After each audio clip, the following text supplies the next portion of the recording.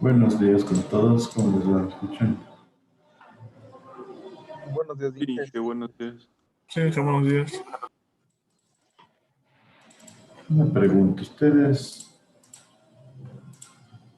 saben si hay algún problema con internet?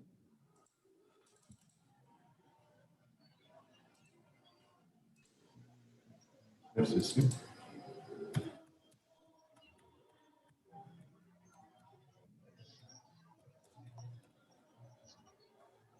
Inge, no se escuchó lo último que dijo. Decía si usted sabe si es que está funcionando bien la intranet. Porque no me permite ingresar.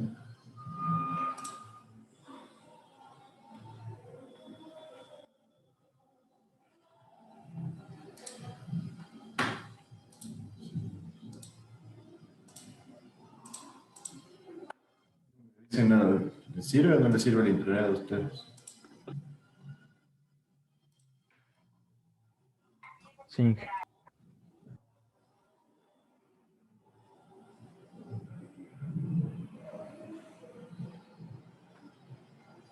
No me permite.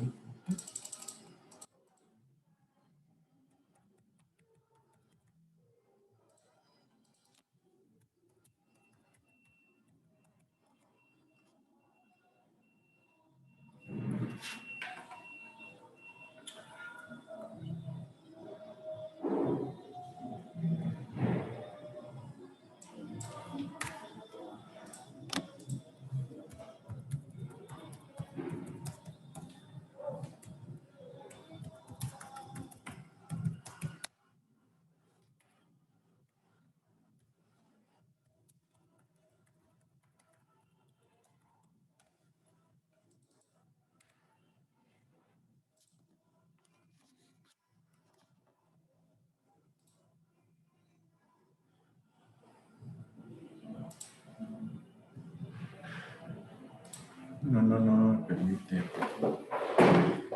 ingresar, así que voy a hacer un print screen para ponerle la lista, porque no me deja. No sirve.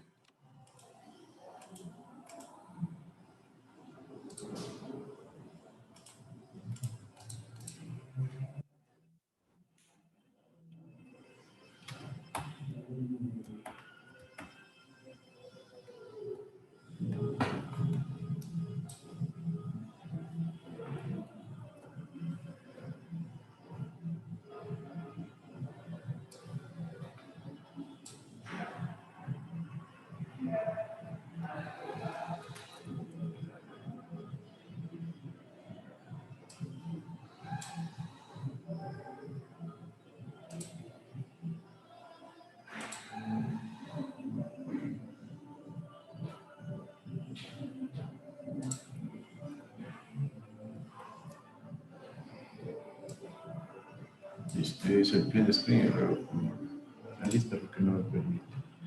Listo, entonces hoy vamos a continuar con la materia.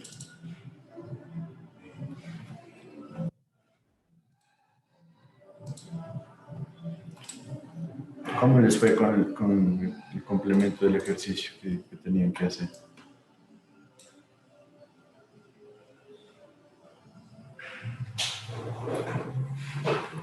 ¿Qué me dices, Christopher Capel? Dije, yo aún no me igualo porque aún no estaba la grabación en el YouTube. Disculpen, yo lo que falté el viernes. A ver, ¿qué me dice Sebastián Almeida? ¿Ya lograron hacer?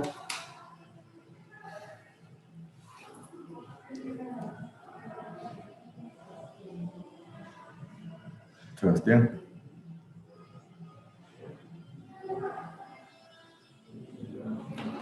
No se olviden que les voy borrando. Jason, que invita que me dices tú. Yo Inge no le acabo todavía, mil disculpas. No, porque le digo, buscaba las diapositivas y no nos había subido la última parte que nos dio de la clase. Sí, pero las diapositivas yo les subo porque yo quiero, no porque sea una obligación. Ustedes deben anotarlo en clases, ni espero si les mando un ejercicio. Claro, sí tengo anotado, pero no tenía todo. Bueno, entonces lo que hagan, por favor, los que tengan hecho ahorita, súbanlos al aula virtual. Esto tendrá una nota. No puede ser que pongan excusas.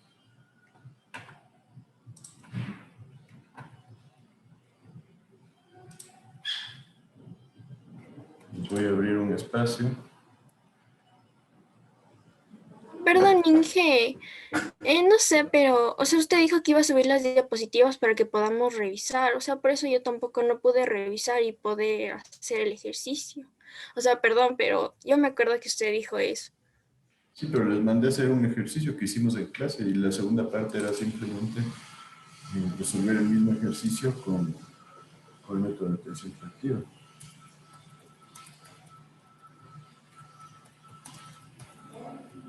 Si no lo mucho ya. Tal vez nos puede dar hasta un poquito más tardecito del día, Inge, por favor. Ya con las diapositivas subidas. Les voy a dejar hasta la 1 de la tarde.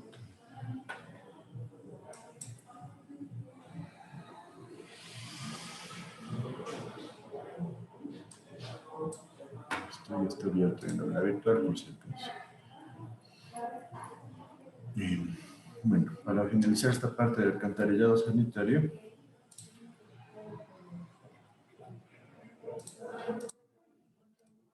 les he puesto aquí este gráfico, esta tabla, más bien dicho, en donde ustedes tienen el ejemplo de cómo va una hoja de cálculo para cálculos hidráulicos. En esencia, esto es lo que deberían hacer ya para una red de alcantarillado. Entonces ahí tienen cuál es la dotación de agua potable por persona por día, cuál es el caudal promedio, ¿sí? La densidad poblacional futura en habitantes por hectárea, un coeficiente de rugosidad. En esencia, todos estos datos ustedes van a tener en un proyecto propiamente dicho. Entonces, aquí nos dice el área total de diseño va a ser 14.10 hectáreas la población, el caudal de aguas servidas va a ser la población aportante por el 70%. Recuerden que dijimos que entre el 70 y 80% de agua retorna a la red de alcantarillado por la dotación de diseño, ¿sí?, que nosotros vamos a manejar. Después tenemos el caudal de infiltración, que va a ser de 14 metros cúbicos por hectárea por día, y el caudal de aguas ilícitas del caudal de agua que se incluye adicionalmente al sistema, 80 litros por habitante por día. En esencia tienen todos los datos que hemos visto, y esta tabla, esta forma, yo creo que sería la más útil para que ustedes la manejen y puedan generar un cálculo de una red sanitaria. Entonces ahí ustedes colocan la calle, normalmente se trabaja con calles, dándole nombres, ¿sí? Porque como sabemos, las redes de alcantarillado van bajo las calles, entonces es mucho más fácil trabajar así. Entonces ahí tienen las posiciones relativas, ¿no es cierto? Entre 1, 2, 3, etcétera, etcétera. Y de ahí tienen que colocar ustedes lo que son las longitudes, ¿sí? Los aportantes, la población que va a tener, y tienen los aportantes y la población tanto parciales como acumuladas, obviamente hay que irlas acumulando. Tienen luego el caudal servido, o el caudal de servicio, un caudal medio aquí, y después tienen el caudal de infiltración y los caudales considerados como ilícitos. Entonces tienen el caudal de descarga, y con esto ya generan el diámetro. Normalmente se puede empezar a trabajar con los mínimos, la pendiente en porcentaje, no más bien dicho porcentaje, sino por 1000. La tubería cuando está llena, el análisis como vimos, cuando está llena, y en función de los nomogramas que estábamos revisando, parcialmente llena, ¿sí? Entonces aquí tienen relación de caudales y por otro lado relación de diámetros. Luego la relación de velocidades, lo mismo, cuál es la velocidad con la que se trabaja parcialmente llena, la altura D y la altura H. Entonces, de esta forma yo ya puedo generar mi gráfico y complementarlo con la cota del terreno y la cota del proyecto, ¿sí? De esta forma al final se puede determinar si tengo que generar corte. Entonces esta es la forma más simple que nosotros vamos a manejar. Aquí yo le he puesto una explicación por columnas, aquí lo tiene mucho más claro, ¿no es cierto? En la primera es el nombre de la calle, después el número dado por el tramo que estamos definiendo, los pozos de revisión a los que pertenece el tramo, cuál es la longitud del tramo, el área aportante del tramo, ¿sí? Entonces aquí tienen toda una explicación detallada que me parece que les va a servir bastante cuando ustedes necesiten generar una red de alcantarillado. Entonces, créanme que es bastante útil. Normalmente esta información no la cuentan, pero aquí yo creo que tienen una buena base para iniciar. Entonces, como les explicaba, tienen todos los datos aquí, hasta la cota del proyecto, que sería en la parte final. Entonces, ¿hasta aquí alguna duda de esto?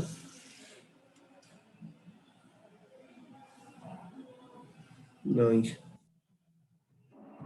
Listo, entonces,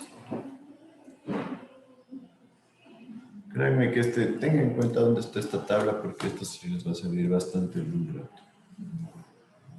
En esencia, ustedes hacen los cálculos que ya hemos ido haciendo para todos los tramos de una red de alcantarillado. Y entonces, en cuanto a una red de alcantarillado pluvial, que sería el siguiente paso, lo que nosotros tenemos es un sistema separado en donde nosotros vamos a captar todas las aguas lluvias por medio de sumideros, por medio de sistemas de drenaje, en humedales, en parques, en zonas de bastante humedad. Se debería incluir lo que es agua de nivel freático en edificios también. Y tendremos que tener pozos, de igual manera que para el alcantarillado sanitario, y los colectores pluviales. Lo óptimo es que las viviendas en estos casos también tengan alcantarillado separado. ¿Qué significa esto? Que tengan conducciones, por ejemplo, para captar el agua de las cubiertas o el agua de los jardines, que se conecten directamente a nuestro colector pluvial. Como les mencionaba al principio, este es el caso óptimo. ¿Por qué? Porque hablamos de un caso en el que nosotros tenemos una separación de flujos y tenemos una mejor forma para tratar el flujo de agua. Entonces, para el alcantarillado pluvial, buscamos el manejo, control y conducción adecuada de la escorrentía de agua de lluvias, separada de las residuales, como decíamos. ¿Con qué finalidad? Llevarla a sitios donde no se genere daños o inconvenientes para la gente. Normalmente, ¿cuál es la forma más fácil de descargar esta agua? ¿Qué me dicen ustedes? ¿Qué me dices, Laura Chiribo?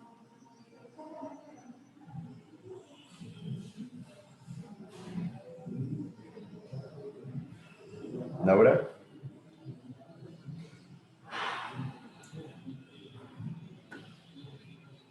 ¿Laura? Perdón, Inge, que no le escuché bien. A ver, por favor, prendan las cámaras. Yo no sé qué están haciendo todo el mundo con la misma excusa de que no escuchan. No dicen nada. ¿Cuál sería la forma más simple de manejar las aguas lluvias?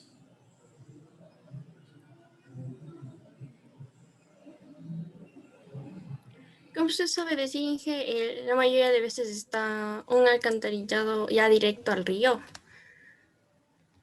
Alcantarillado directo al río, sí, porque en el río nosotros vamos a tener la misma calidad del agua, porque el río se alimenta de las aguas lluvias, entonces la opción más simple es conectar directamente al río o al mar o a la laguna que tengamos cerca, mientras que el agua servida la transportamos a una planta de tratamiento. Ese es el sistema más lógico, podríamos decirlo así. Ahora, en muchas ciudades también se trata el agua de lluvia y se la reutiliza como agua potable. Entonces, es una forma bastante buena de generar una economía circular en ese caso, donde nosotros estamos produciendo agua de lluvia, tratando agua de lluvia y volviendo a utilizarla como agua potable. Entonces, hay que tener esto muy en cuenta.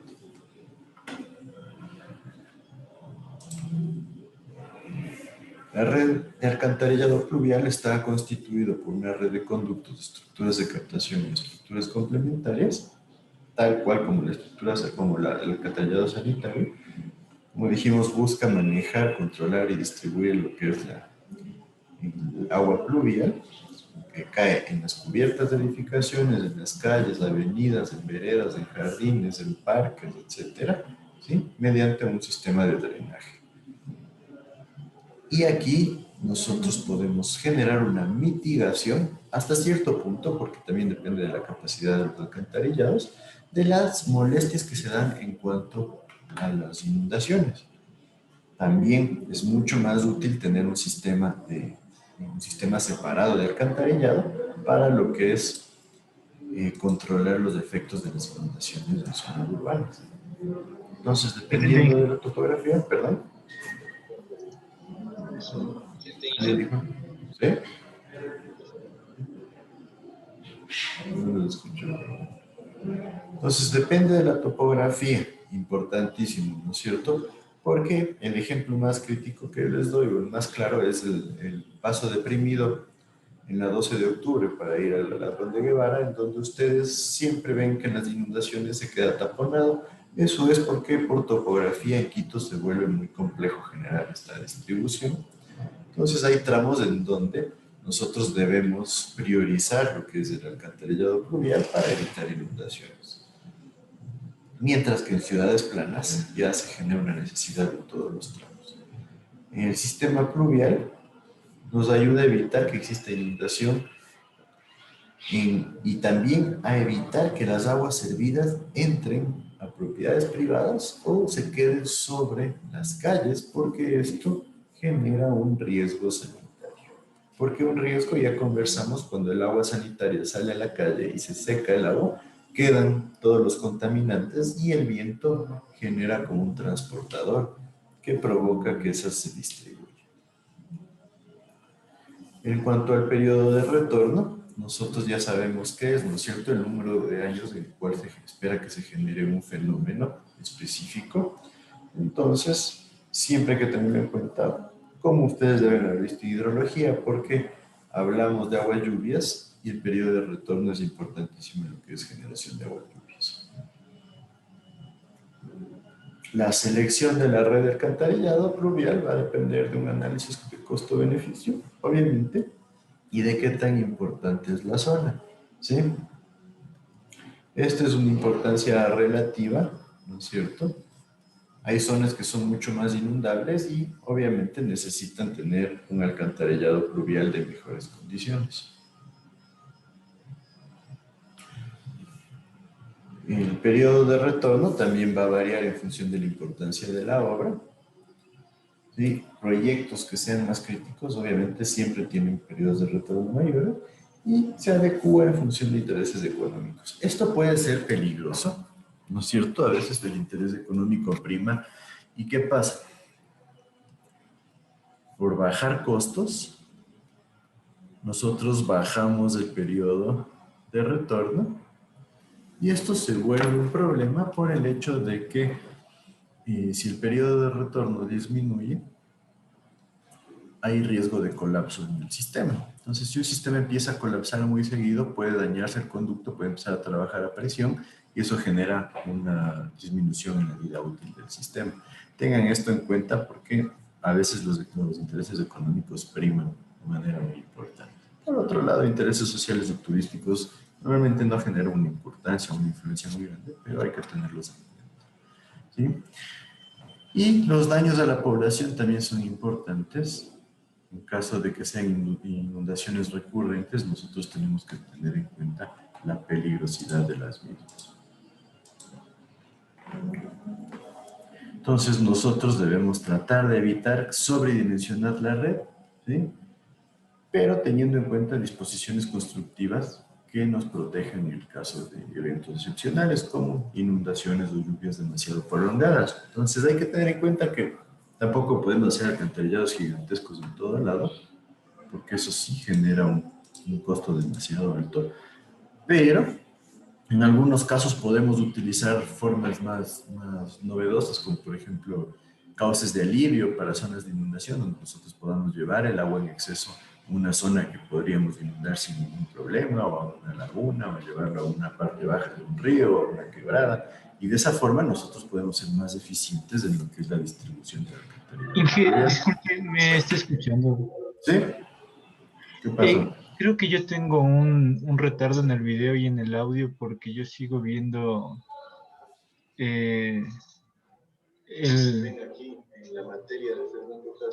O sea, recién ahorita me está llegando el mensaje de lo que usted estaba hablando del examen. ¿Me puedo salir y volver a entrar, por favor? Bueno. Es que sabe poner en las horas de clase. Entonces... Inge, yo una pregunta. Uh-huh. Por ejemplo, para casos tan extremos como lo que pasó justamente en estos últimos tiempos en Honduras, ¿cuáles son más o menos las cosas que deberían hacer en caso de que venga algo así? ¿Podría ser esto que dijo de los cauces de aliviamiento? Sí, o sea, en esencia hay un montón de opciones para lo que es protección contra inundaciones. ¿Cuál es el problema principal? Que son caras, ¿no es cierto? Entonces, por ejemplo, si este es el río que se vuelve inundable y por aquí está la población, una forma es generar canales o conductos que transporten el agua del río, por ejemplo, una quebrada que tengamos por acá, o acá tengamos un llano, ¿no es cierto? Tengamos una zona que no tenemos construcciones y podamos inundarla. Entonces eso se conoce como un cauce de alivio. Entonces nos llevamos el agua a un sitio que sí pueda ser inundado. Esa es una forma muy útil y normalmente no resulta tan cara. De ahí tenemos otras formas, como por ejemplo colocar aquí un bordo perimetral que nos sirve para proteger a la ciudad. O sea, en esencia hacer un muro alrededor del río para que si sube el nivel de agua, esta se desparrame a la zona que no tenemos urbanizada, por ejemplo, ¿sí? O por otro lado, aguas arriba, o sea, por acá, antes de la ciudad, colocar una presa, en donde si nosotros colocamos una presa acá, nosotros podemos generar un pequeño embalse y evitar que el agua llegue con mucho caudal a la ciudad, ¿sí? Y si coloco aquí una presa, yo puedo tener también un cauce de alivio hacia una zona inundable acá arriba. Otra forma es colocar varias presas, por ejemplo, algo así. ¿Qué van a hacer esta red de presas en serie? Pues acumular agua en zonas donde no tengo problema y proteger a la ciudad. Entonces sí hay varias opciones, el problema es que es caro. Entonces nosotros debemos priorizar cuáles son las mejores opciones para control de inundaciones, ¿sí? Y obviamente todo esto tiene que ir de la mano con la previsión y la planificación del alcantarillado pluvial.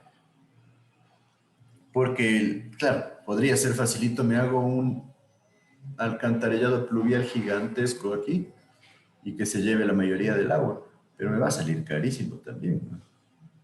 Entonces hay que evitar el sobredimensionamiento. Entonces son un montón de factores, porque lo mismo, en función del periodo de retorno, si yo uso un periodo de retorno de 200 años o de 300 años, voy a tener caudales que van a variar un montón. Entonces entran todos estos datos en juego. Y capaz que viene el alcalde y me dice, ¿cómo van a hacer para 300 años? Máximo hagamos para 100 años. Y de repente resulta que el caudal del periodo de retorno de 100 años llega antes de hora y colapsa el sistema. Y les digo por qué pasa esto. Yo les mencionaba de la presa que colapsó por Baños. Esa presa colapsó porque el dueño del proyecto quiso poner un periodo de retorno de 100 años cuando la recomendación era de 300 años. Entonces, una semana antes de que se inaugure una pequeña central hidroeléctrica, se produjo las inundaciones que se generaron hace más o menos 1 o 2 años en Baños y colapsó la presa. O sea, el dique se venció. Entonces, la obra que no era demasiado grande, pero tenía un costo más o menos de 20 millones de dólares, creo, o de 30 millones de dólares, colapsó. Entonces, el inversionista le quiso culpar al diseñador, pero obviamente el que definió el periodo de retorno ahí fue el dueño del proyecto. Entonces se generan esas situaciones y ahí nosotros tenemos que tener cuidado porque al final puede volverse un problema muy difícil de controlar. Entonces tengamos eso en cuenta. Sí. Según la normativa que nosotros manejamos, nos dice que para microdrenajes un periodo de entre 2 y 10 años está bien. Microdrenajes son los pequeñitos, entonces no se genera una influencia muy importante. Estos ya serían los de las viviendas y cosas así. Para macrodrenajes nos dice por lo menos 50 años. Yo les diría 50 años me parecería poco para sistemas de alcantarillado pluvial por el hecho de que ustedes ven, ¿no es cierto?, cómo se incrementan dramáticamente las lluvias, cambian los periodos de lluvia. Entonces hay que tener eso bastante en cuenta. Un ejemplo clarísimo es lo que pasó en La Pampa, ¿no? La Pampa es una zona que tradicionalmente siempre ha sido árida y tuvo una inundación bastante importante recién. Entonces, la frecuencia, ¿sí? Eso quería preguntarle, lo que hubo la inundación recién allá en Pomaski. Una lluvia de esas, ¿cuánto más o menos está el rango del periodo de retorno? Es que ahí habría que evaluar cómo los datos estadísticos se están generando ahí, ¿no? Pero probablemente sea más de 100 años fácilmente. Habría que revisar los datos de las estaciones pluviométricas y en función de eso analizar cuál es el periodo de retorno de ese tipo de lluvia. Entonces, normalmente vamos a tener ahí la intensidad de la lluvia respecto al tiempo y en función de eso nosotros vamos a poder evaluar y probablemente sea un periodo de retorno bastante alto. Entonces, no tengo claro el panorama de esa inundación, pero habría que hacer una evaluación de las lluvias. Sí, porque me llamó la atención por lo que hasta el centro comercial que está ahí se inundó todito. Exacto, ellos no esperaban, o sea, nadie esperaba que se produzca una inundación de esa magnitud en esa zona, porque es una zona que por tradición siempre ha sido árida. Y de repente se produjo un colapso importantísimo. Claro que también influenció un poco que una quebrada estaba taponada, pero igual la intensidad de la lluvia fue bastante importante. Entonces hay que tener eso muy en cuenta. Y después nos dice que la frecuencia que utilicemos para el diseño, ¿no es cierto?, será el resultado de un análisis de qué daños a propiedades y qué problemas se pueden generar para las vidas humanas, ¿sí? Con escurrimientos de frecuencias superiores. En esencia, hay que hacer un análisis detallado de qué podría pasar para definir qué periodo de regulación utilizar. En cuanto al caudal de diseño, nosotros tenemos tres métodos: el método racional, que es el tradicional, el método del hidrograma unitario sintético, esto ustedes lo vieron en hidrología, ¿no es cierto? Y un análisis estadístico en función de datos observados de escurrimiento. El método racional se utiliza para lo que es la estimación del escurrimiento superficial en cuencas tributarias, o sea, ya entra un análisis hidrológico, cuando nosotros tenemos más de 100 hectáreas, menos de 100 hectáreas, perdón, como superficie aportante. Para las cuencas que tienen más de 100 hectáreas, nosotros usamos el hidrograma unitario sintético. Y para estimar las descargas de cursos de agua importantes, cuando tenemos más de 25 kilómetros cuadrados, que esto ya es bastante grande, y estos fluyen a través de áreas urbanas, nosotros ya podemos utilizar el análisis estadístico. Entonces, en esencia, nos da las tres opciones. Cuando tengamos zonas pequeñas, el método racional; zonas ya grandes, el hidrograma unitario sintético; y ya zonas demasiado grandes, podríamos decir, podemos entrar sin ningún problema con el análisis estadístico. Esto también es materia de hidrología, ¿no es cierto? Entonces, ya tenemos conocimiento de esta base. Entonces, por el método racional, nosotros tenemos esta ecuación, que espero que la recuerden. Sí, es la forma de recordarlo, ¿no es cierto? En donde tenemos nosotros el coeficiente de escurrimiento, la intensidad de lluvia y el área de drenaje o la área aportante, multiplicado por 2.78. ¿Sí?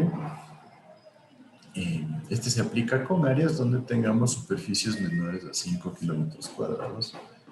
Aquí ya nos cambia un poquito el criterio del autor, pero para que ustedes comparen, ¿no es cierto? En el otro lado hablábamos 100 hectáreas, aquí de 5 kilómetros cuadrados.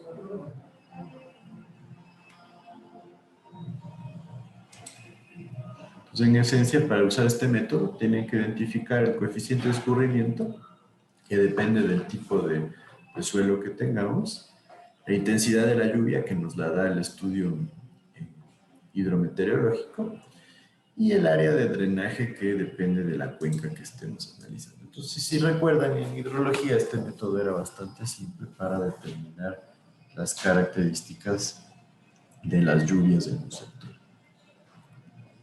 Después, el coeficiente de escorrentía, entonces, en esencia depende de la relación entre el agua que escurre, no evaporada, infiltrada o estancada, la precipitación total para un área considerada en el diseño. Entonces, el coeficiente depende de factores como la impermeabilidad del terreno, el tipo de zona, la intercepción que haya por vegetación también influye ahí, las depresiones que pueden generar retención, evaporación, etc. Entonces, este valor de C, o este coeficiente de escorrentía, también puede variar con respecto al tiempo, ¿sí? Dependiendo de las características que tenga el suelo y la vegetación. Aquí tienen valores para el coeficiente de escurrimiento, en donde nosotros tenemos, por ejemplo, zonas centrales densamente construidas con vías y calzadas pavimentadas de 0,7 a 0,9. Zonas adyacentes al centro con menor densidad poblacional y calles pavimentadas, 0,7. Zonas residenciales medianamente pobladas entre 0,55 y 0,65. Zonas residenciales con baja densidad, ya baja nuestro coeficiente C hasta 0,35. Parques y campos de deporte entre 0,1 y 0,12. Entonces, en esencia, si vemos la ecuación, ¿no es cierto? El caudal depende directamente de este coeficiente C, ¿sí? Y mientras tengamos más densidad poblacional, obviamente vamos a tener mayores valores de C. Y aquí tenemos para cubiertas o superficies, por ejemplo, cubierta metálica o teja, 0,95, teja ordinaria o impermeabilizada 0,9, pavimentos asfálticos, tenemos pavimentos de hormigón, empedrados, superficies no pavimentadas, parques y jardines, otro tipo de coeficientes. ¿Qué significa esto? Que nosotros vamos a tener diferentes tipos de coeficientes dependiendo del tipo de superficie que estemos analizando.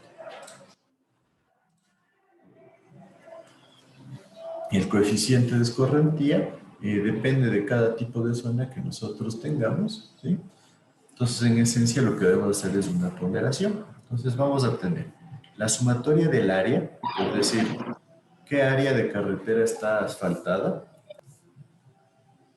por su respectivo coeficiente, más qué área de carretera está empedrada por su respectivo coeficiente, qué área está densamente poblada por su respectivo coeficiente, etcétera, sobre la sumatoria de áreas. Entonces, de esta forma tenemos un coeficiente ponderado que nos da un valor representativo de todo el sector.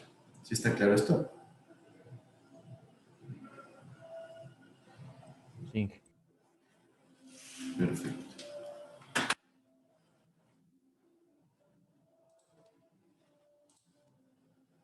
La intensidad de lluvia, por otro lado, también es un factor importante. Esta se mide en función de la relación que tiene el volumen de agua precipitada y el tiempo que tarda en llegar a una sección determinada. ¿Sí? En esencia, este concepto nace de una cuenta. ¿Cuánto se demora? ¿Sí? ¿Y qué volumen de agua llega a la parte inicial de la cuenca? ¿Sí? Al cauce inicial donde empieza a generarse la cuenca. Se consideran las lluvias ordinarias, no las lluvias extraordinarias, ni tampoco tormentas máximas, porque hay que hacer un análisis, más o menos sería una especie de promedio. Entonces, por eso no consideramos las situaciones críticas o las situaciones extraordinarias. Nosotros necesitamos información meteorológica, ¿sí?, que se tiene que basar en registros periódicos de las estaciones pluviométricas o pluviográficas, en donde nosotros tengamos una obtención de datos para intervalos pequeños de tiempo. ¿Sí recuerdan ustedes la diferencia entre un pluviómetro y un pluviógrafo?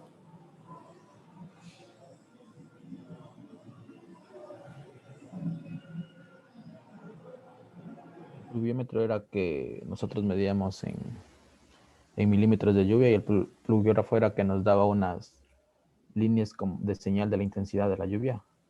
Exacto, ¿no es cierto? El pluviómetro mide la cantidad de lluvia, ¿sí?, en un periodo de tiempo. Entonces depende de cada cuánto nosotros hagamos la medición, el resultado que vamos a obtener. Mientras un pluviógrafo nos va generando una gráfica, ¿sí?, que va variando conforme varía la intensidad de lluvia. Entonces el pluviógrafo suele dar mejores resultados que el pluviómetro porque tenemos una evaluación más detallada, mientras que en el pluviómetro nosotros tenemos solo periodos de tiempo en los cuales se hizo la medición de agua de lluvia.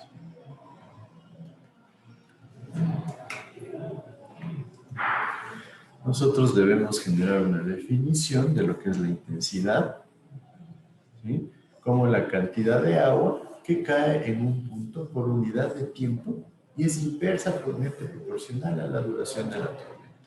Esto ya desde el punto de vista teórico de la intensidad de la lluvia.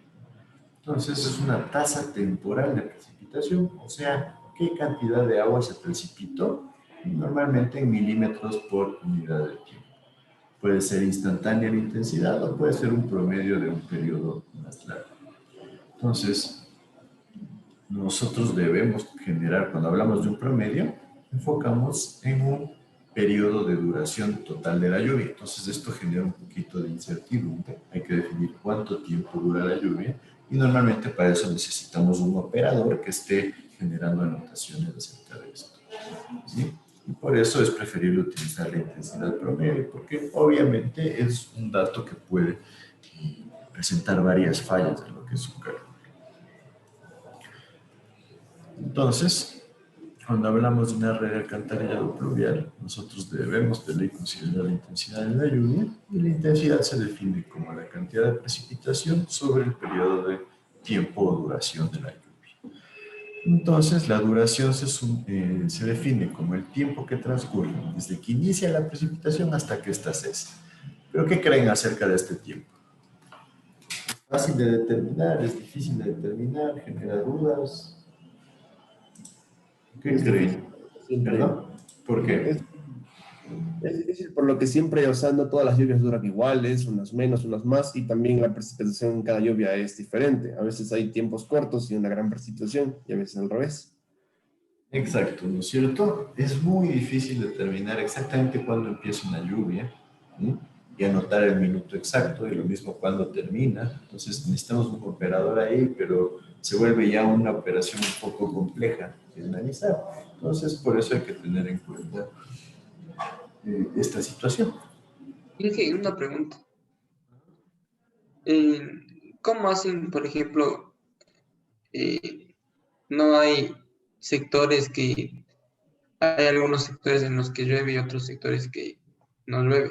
¿Cómo hacen para contabilizar ese tiempo y también no llueve con la misma intensidad? Entonces, ¿cómo? Exacto, también ahí, ¿qué es lo que hay que hacer? Nosotros tenemos que tener un operador justo en el punto donde está la estación. Entonces, ese operador es el encargado de definir cuándo empieza la lluvia y cuándo termina. Ahí, en ese punto, porque en esencia estamos generando una base de datos representativa. ¿Sí? Entonces, es relativo porque, claro, como dice su compañero, si ustedes se van 300 metros, capaz que ya no está lloviendo, o capaz que no llueve con la misma intensidad. Entonces, los datos son representativos y nosotros les escalamos como representativos de toda la cuenca porque no tenemos posibilidad de generar un análisis mucho más actualizado. ¿Sí? Inclusive cuando no tienen estaciones en una cuenca, ustedes tienen que, normalmente la forma más simple es considerar una estación en una ubicación similar a la que nosotros estamos considerando y asumimos que se comporta igual. Pero como dice su compañero, sabemos que no se va a comportar igual, pero tenemos que generar un punto de partida, entonces lo que se hace es asumir. Entonces, ten en cuenta que la mayoría de estos estudios no son en función de nuestros criterios y de predicción o proyecciones que nosotros queremos hacer. ¿Sí está claro ahí?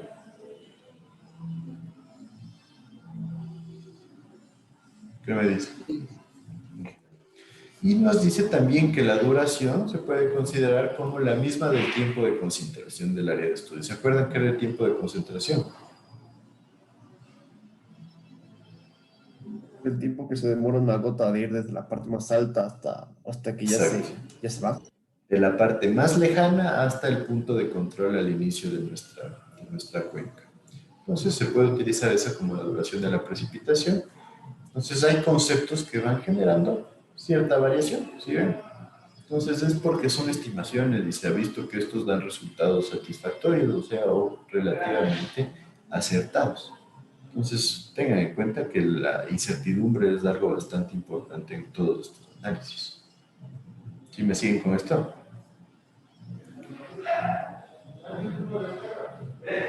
Sí. Sí. Esto es un recordatorio de lo que vieron en hidrología. Lo mismo, también tenemos la ecuación general de intensidad máxima. Entonces, la intensidad en milímetros por hora va a ser igual a la constante K, que depende ya de la estación. Estos son análisis totalmente hidrológicos. Entonces, ustedes los van a encontrar en el librito donde están todas las intensidades dependiendo de la estación que nosotros manejamos, por el periodo de retorno en años, ¿sí? Sobre el tiempo de duración en minutos, elevado al coeficiente n, que también depende de la estación.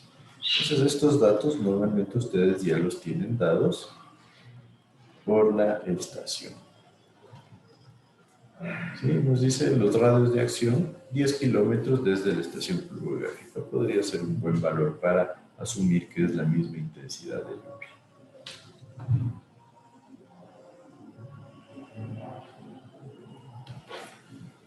Tenemos también la ecuación en función de la intensidad máxima en 24 horas, que nos habla de un periodo de 24 horas determinado por la ecuación del pluviómetro, nos dice la intensidad para cualquier periodo de retorno en milímetros por hora va a ser igual a un coeficiente K, que es un coeficiente de regresión, por la duración de la lluvia elevado al coeficiente N, también de regresión, dado por la estación pluviométrica, por la intensidad diaria para un periodo de retorno dado. Entonces, en esencia, en esta ecuación nosotros identificamos la intensidad máxima en función de un periodo de retorno dado para una intensidad diaria específica. Nuevamente, esto también es materia de hidrología. Entonces, ¿qué hay que hacer? Simplemente generar ecuaciones representativas de cada zona, ¿sí? Y nosotros tenemos aquí información de 178 estaciones con un registro de 35 años y esto genera isolíneas.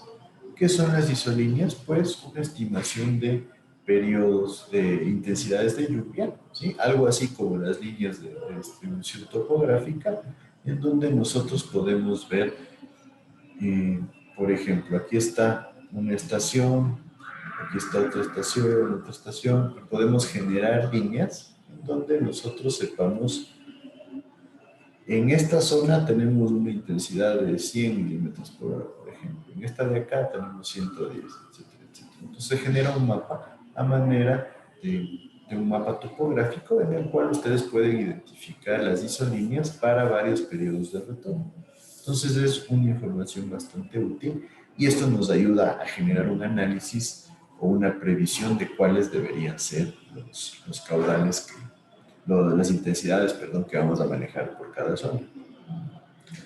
Entonces, por ejemplo, aquí tienen varios ejemplos para la estación de La Tola. Aquí están los intervalos de tiempo que se manejan y las ecuaciones de intensidad de la lluvia. Por eso les decía que estas ecuaciones son dadas, ¿no es cierto? Entonces, cada estación ya tiene su calibración y en función de esta calibración nosotros encontramos cuáles son las ecuaciones de intensidad de la lluvia. ¿Sí? Entonces, esto también es algo que lo tiene en hidrología, perdón. Así que por eso me paso un poco rápido. Entonces, yo para la segunda hora les voy a poner, hacer un pequeño trabajo, ¿sí? En donde quiero que ustedes hagan,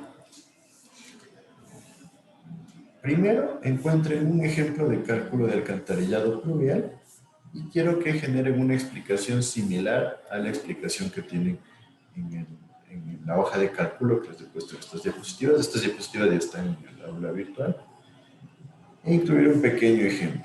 Un pequeño ejemplo lo pueden entregar hasta el día viernes, que cae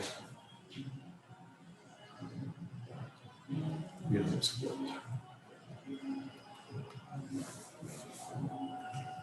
Y quiero que generen una investigación básica acerca del alcantarillado combinado para poder dar lugar a que podamos avanzar rápidamente con este tema, ¿sí? En función de lo que ya hemos visto, cuáles son las características, cuáles son los requisitos de diseño. Entonces, en función de lo que sería el alcantarillado combinado. Y por otro lado, que generen una comparación de los tres casos. El alcantarillado sanitario, el alcantarillado pluvial y el alcantarillado combinado. Entonces, esta comparación, que es una comparación detallada de cuáles son las características, qué datos han encontrado, etcétera, etcétera. Entonces, este taller les voy a abrir también de una vez en el aula virtual.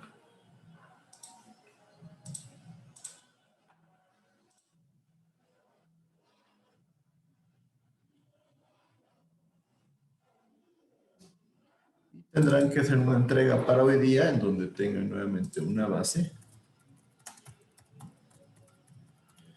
Y el día viernes del resto. Entonces, necesitan hacer 2 entregas, por favor. El día viernes los voy a dejar hasta las 4 p.m.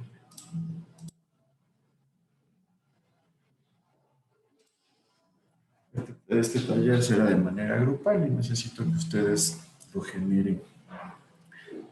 Los dos componentes que les elegí.